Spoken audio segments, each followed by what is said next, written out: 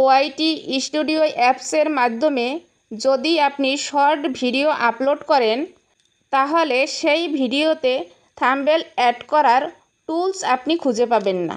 কিন্তু আমি আপনাদের আজকের ভিডিওর মাধ্যমে দেখিয়ে দিব কিভাবে শর্ট ভিডিওতে আপনি থাম্বনেল যুক্ত করবেন। ভিডিওতে যদি থাম্বনেল অ্যাড করা না হয় তাহলে দর্শকের মন কিন্তু আকৃষ্ট হয় না।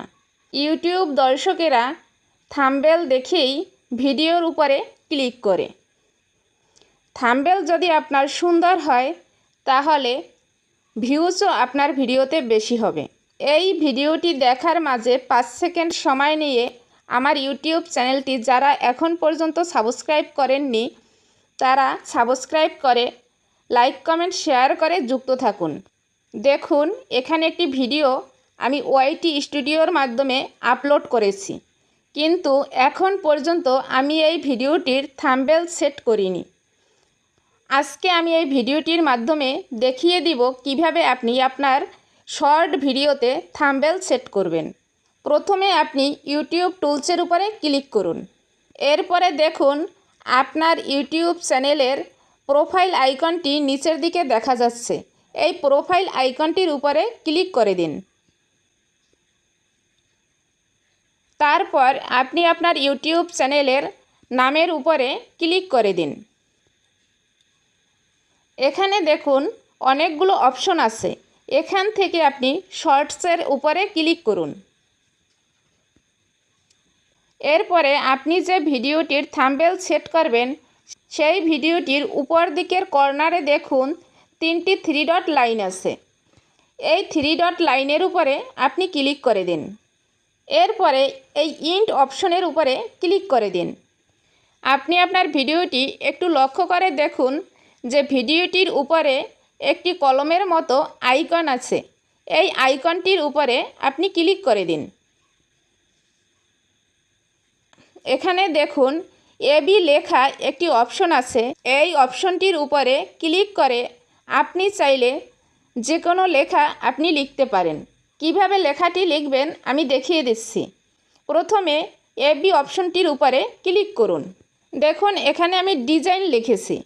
এই লেখাটি আপনি কিভাবে সেভ করবেন, এই যে উপরের দিকে ডান লেখা আছে এই ডানের উপরে ক্লিক করে দিন, তাহলেই আপনার এই লেখাটি সেভ হয়ে যাবে।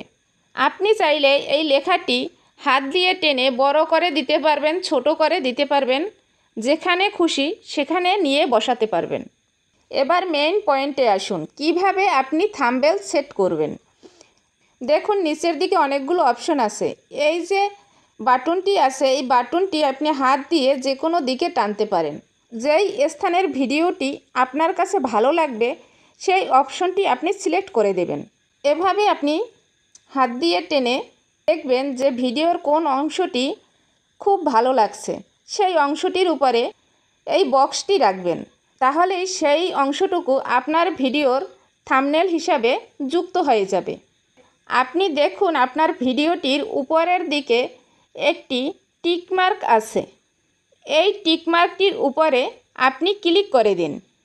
এই টিকমার্কটির উপরে যদি আপনি ক্লিক করে দেন তাহলেই এই অংশটুকু আপনার ভিডিওর থাম্বনেল হিসাবে সেট হয়ে যাবে। আমি এই টিকমার্কের উপরে ক্লিক করে দেব।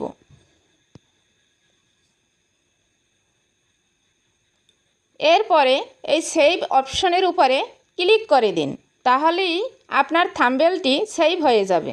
দেখুন এখানে কিন্তু আমার ভিডিওটিতে থাম্বনেল সেভ হয়ে গেছে। প্রতিনিয়ত আপডেট ভিডিও পেতে আমার ইউটিউব চ্যানেলের সাথে যুক্ত থাকুন। এতক্ষণ সাথে থাকার জন্য আপনাকে অসংখ্য ধন্যবাদ।